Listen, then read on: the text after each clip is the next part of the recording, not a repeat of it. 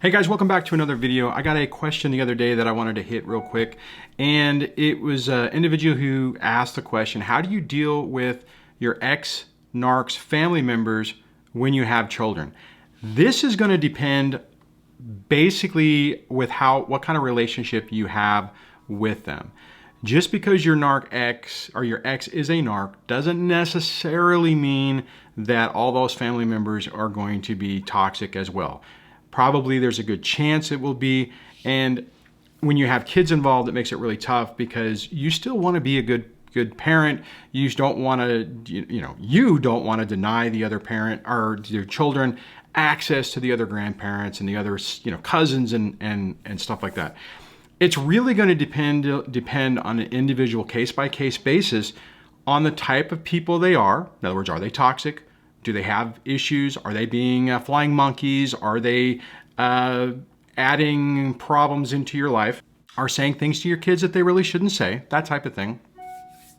And sorry about that. And deciding what is the risk level. Now, there's two parts to this. The first part of what we're just talking about right now is the stuff with the children. So let me just say this. If you have people who are basically okay, they're wanting to still stay engaged in the kids' lives, and they're looking to you to do that. One, my question would be, why aren't they doing that when they're with the other parent? Maybe, in this scenario, I'm not sure, the person didn't go into a lot of detail. Maybe they have full custody. The other parent is in a different state, but the other family is in the same location. So the only way to have an interaction is with that person. You can still have an interaction, and you just can set good boundaries and just don't overshare and stuff like that. Here's the thing though. If you get into a situation where that relationship is toxic or it's causing you problems or it's being negative, you can decide to minimize your interaction with them, right? You don't have to allow, unless it's court ordered, you don't have to allow anybody to be around your kids. So if you want to have those family members involved, then you can do that. I've actually known a lot of people personally who, before all this stuff happened, who were in that situation. Their ex had left them with the kids, but they still allowed the grandmother and the other people to, see the kids, come to birthday parties and all that kind of stuff. So it's really a case-by-case situation.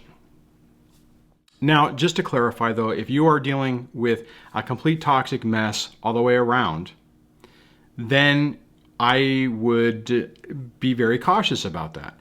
You're gonna have to gauge, like I said, you're gonna have to gauge that individually on how everything is going and what you really think the appropriate response is. I would really need more information on this, but to really deep dive into the specific issue. But I think that kind of covers the basis of it.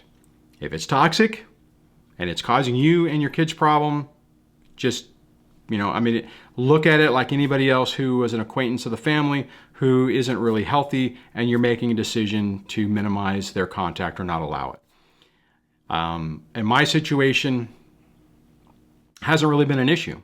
Family members aren't really around, and it's not something that's really come up. I will tell you that for a while I was trying to maintain contact with a lot of my ex-in-laws, and it just wasn't healthy for me. It was bringing up too many memories, too much trauma, just too much bad stuff, that I finally, after about a year, just decided, I think it was a year, it might have been 2 years, that I just decided it wasn't worth it. It wasn't like they were reaching out to me to have conversations. It wasn't like they were nearby and I was visiting them or anything like that. So it was one of those things where I just ultimately decided it wasn't worth it. It wasn't worth what the cost it was for me emotionally to dealing with that environment. The other problem is a lot of people, when they don't understand, they are going to think that both of you are the problem, that if one of you would just stop being stupid, the other person would follow suit. And unfortunately, and when you're dealing with a toxic narcissistic person who probably has, is in the category of a personality disorder, that's just not going to be the case. You are not going to be able to reason with the person. You're not going to be able to come to any terms on that.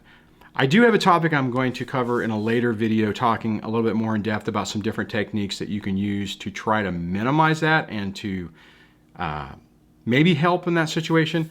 But for the most part, it's not really gonna work out well. So I hope that answered that question. I would love to hear how you have been dealing with ex-in-laws, the other side of the family and the interaction if you have children, and what issues you've run into and what you've done to mitigate it, or if you've just said, you know what, I'm done, and just phased everything out. So leave that in the comments below, and I'll catch you on the next video. Take care.